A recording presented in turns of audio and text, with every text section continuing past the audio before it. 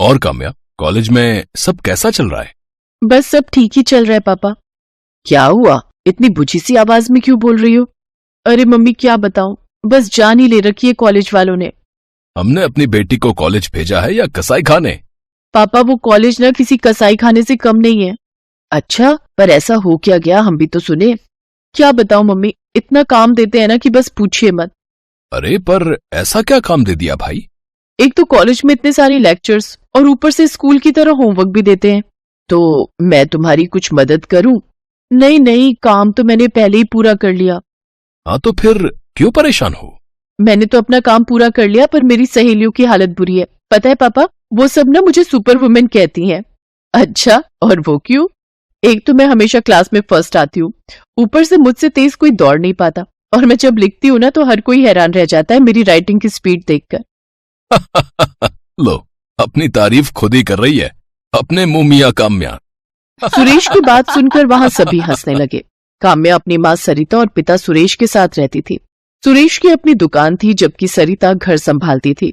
काम्या पढ़ने लिखने और खेल कूद में हमेशा से आगे रहती थी। खाना खाने के बाद काम्या अपने कमरे में चली गई। उधर सुरेश और सरिता भी अपने कमरे में आ गए। कुछ भी हो, हमारी काम्या का कोई तोड़ नहीं है। हाँ वो तो है, सौभाग्यशाली होगा वो लड़का जिसके घर हमारी काम्या जाएगी। हाँ, पर मुझे बहुत चिंता होती है उसकी कभी कभी। क्यों, ऐसा क्यों बोल रहे हो? तुम तो सारी बात जानते ही हो। बस सब ऐसा ही चलता रहे जैसा चल रहा है। हे भगवान, हमें उस दुष्ट कालीचरण से बचाना। वो मर चुका है और कभी लौट कर नहीं आने वाला, तो आप उसका नाम भी मत लिया कीजिए। सरिता की बात सुनकर सुरेश ने गहरी सांस ली। अगली सुबह सुरेश अपने काम पर चला गया और काम्या कॉलेज। शाम को जब काम्या कॉलेज से वापस लौट रही थी, तभी रास्ते में काम्या, काम्या। कौन है? किसने मुझे आवाज दी? तो मैंने ढूंढ ही लिया तुझे। कौन बोल रहा है? सामने आओ। आऊंगा, बस कुछ दिन का इंतजार कर। देखो मैं पुलिस को बुला लूंगी, तुम जो भी हो सामने आओ। घबराई काम्या वहां से भाग खड़ी हुई। वो हाफते हुए घर पहुंची तो उसकी माँ ने उससे पूछा, क्या हुआ काम्या, तू इतनी घबराई हुई सी क्यों है? माँ वो वहां कोई। क्या हुआ बता ना। माँ, वहां कोई था, रास्ते में एक भयानक आवाज मेरा नाम पुकार रही थी। बेटी तेरा वहम होगा, वहां तुझे कोई दिखा क्या? नहीं दिखा नहीं, पर वो बहुत डरावनी आवाज थी। तू चिंता मत कर, अब जा, तू अपने कमरे में जा, सब ठीक है। सरिता ने काम्या को उसके कमरे में भेज दिया और उसके फौरन बाद सरिता ने सुरेश को फोन लगाया। सुनिए, आप जल्दी से घर आ जाओ। क्यों, क्या हुआ? वो कालीचरण का नाम सुनते ही सुरेश अपने घर की तरफ भागा। सरिता, सरिता कहाँ हो तुम? सुनिए, वो जिंदा है। उसने आज रास्ते में काम्या को रोकना चाहा। क्या? काम्या ने उसे देखा क्या? नहीं, बस उसने काम्या को आवाज लगाई। लगता है अब सही वक्त आ गया है, हमें काम्या को सब सच बता देना चाहिए। कैसी बात कर रही हो सरिता? क्या बीतेगी उस पर जब उसे पता चलेगा कि वो हमारी बेटी नहीं है? क्या पापा? क्या कहा आपने? मैं आपकी बेटी नहीं हूँ। नहीं नहीं काम्या, ऐसी कोई बात नहीं। तुम इधर मेरे पास आओ। बताइए पापा, क्या बात है? आप मुझसे क्या छुपा रहे हैं?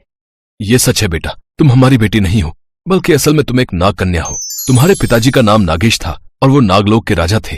वो बहुत ताकतवर थे और उनके पास बहुत बड़ी सेना थी, मगर तुम्हारे पिता से एक भूल हो गई। उन्होंने अपने राज्य में एक निर्दोष नाग को दोषी मानकर उसे सजा दे दी। तब उस नाग की पत्नी ने तुम्हारे पिता को श्राप दिया कि वो तड़प तड़प कर मरेंगे और उनकी सेना हमेशा के लिए सो जाएगी। उस नागिन के श्राप की वजह से तुम्हारे पिता बहुत कमजोर हो गए और सारी सेना उसी वक्त धरती में समा गई। और इसी मौके का फायदा उठाया एक दुष्ट तांत्रिक कालीचरण ने।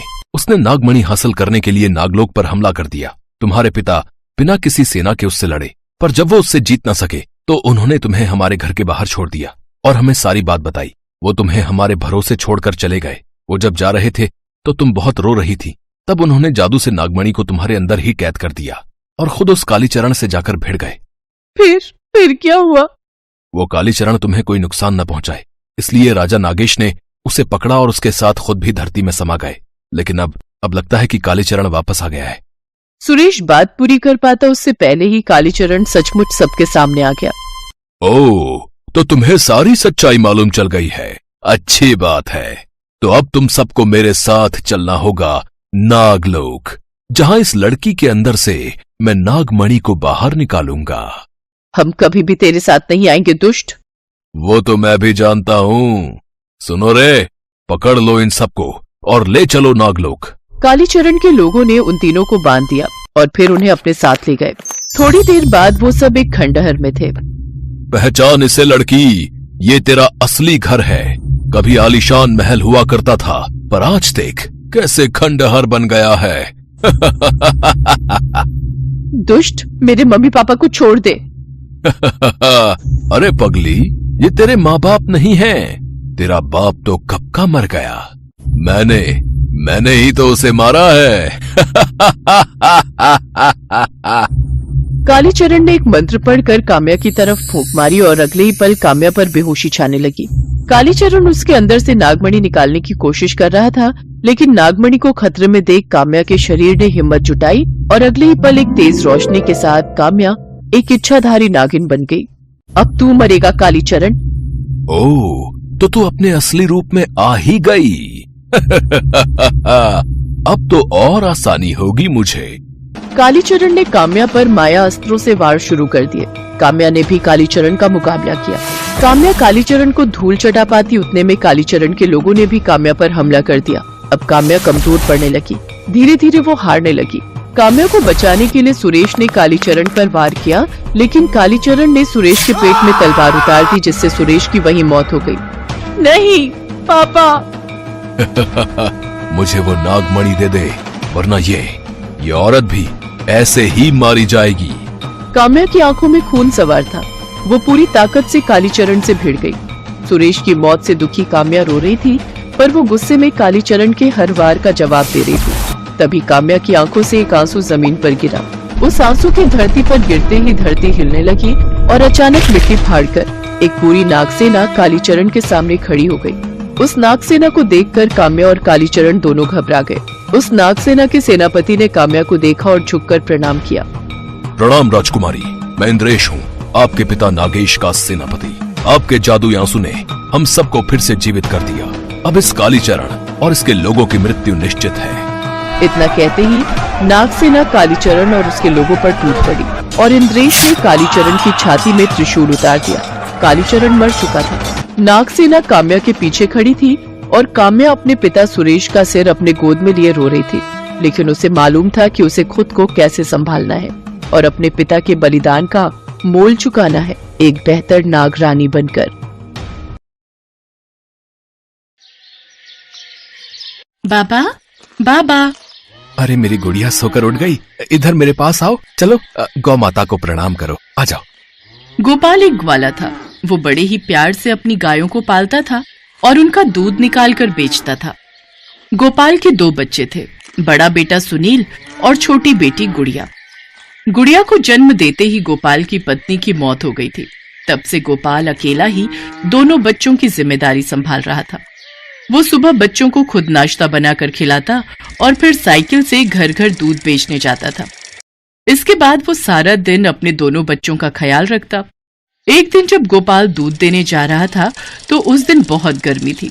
वो साइकिल चलाकर बुरी तरह थक गया था। तब उसे एक बड़ा सा पेड़ दिखाई दिया। उसने कुछ देर रुकने की सोची। पेड़ की छांव में बैठकर उसने पानी पिया और फिर वहीं पर लेट गया। फिर कुछ देर बाद उसे अपने आसपास पत्ते हिलने की आवाज सुनाई दी।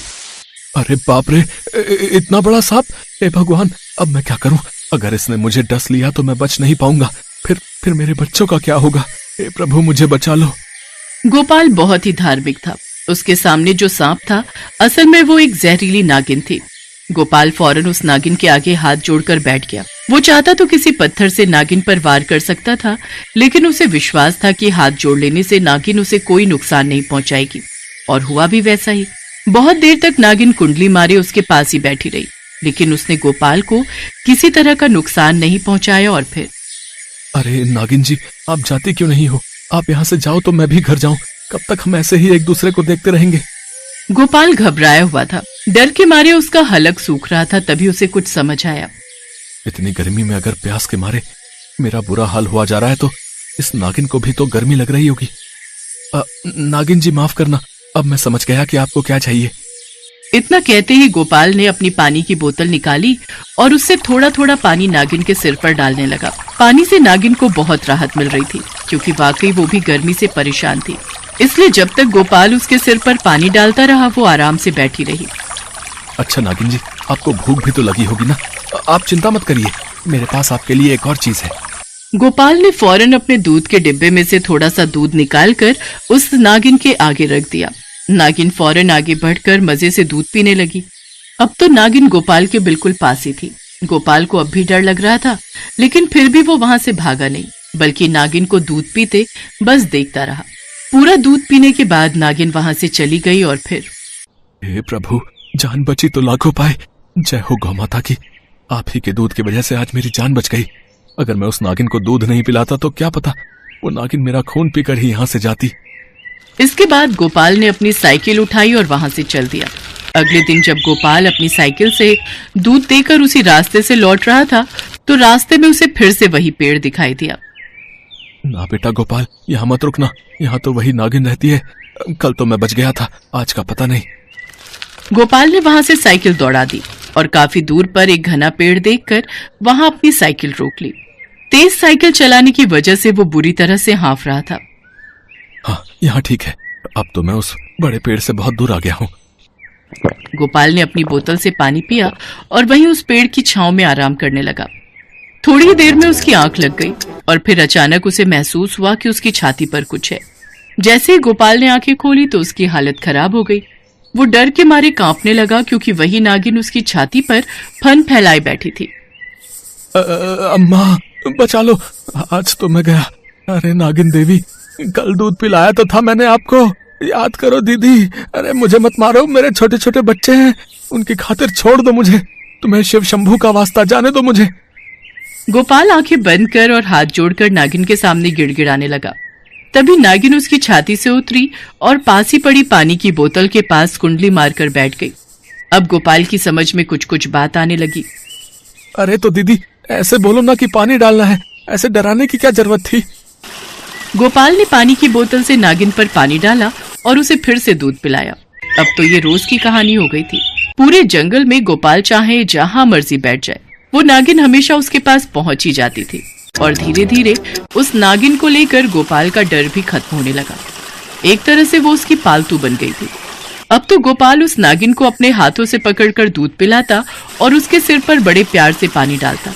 गोपाल जब दूध बांटकर वापस आता तो हर रोज खुद ही उस नागिन को ढूंढने लगता था।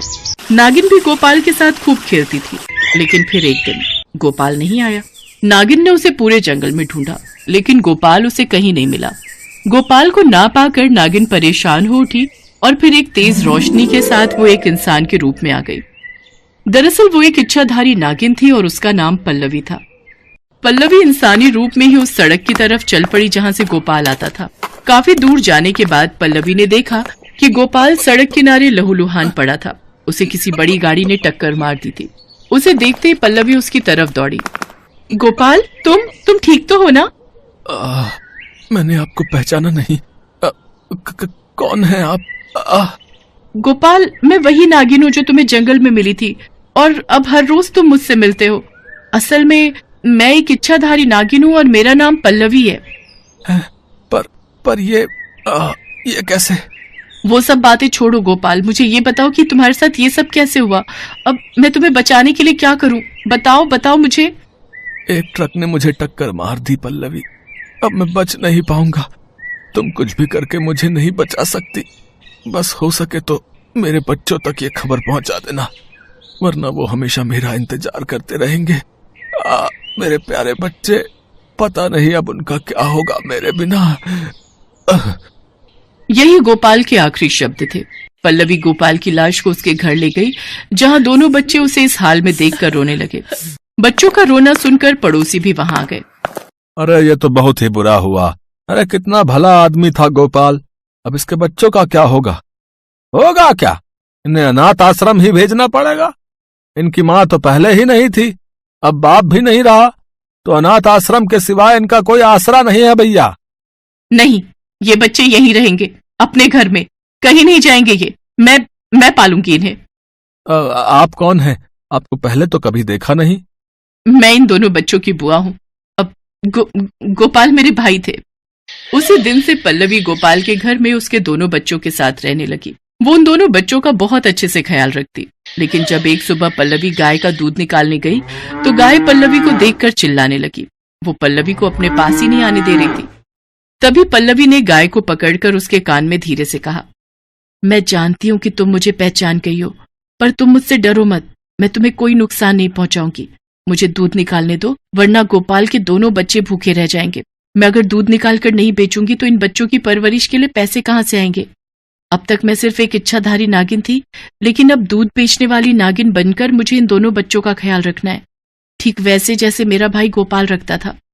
पल्लवी की बातें सुनकर गाय के भी आंसू निकलने लगे और वो पल्लवी का हाथ चाटने लगी।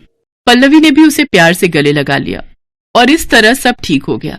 ना पल्लवी अकेली थी और ना ही गोपाल के बच्चे अनाथ।